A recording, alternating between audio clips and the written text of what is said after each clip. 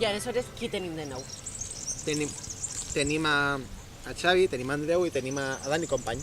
Dani també? Millor tenir-la amb nosaltres que no en contra, Sí, tens raó. I has parlat amb... Amb Helena? No m'ha agafat el telèfon en tot el matí. Quina casualitat. No comptes amb ella.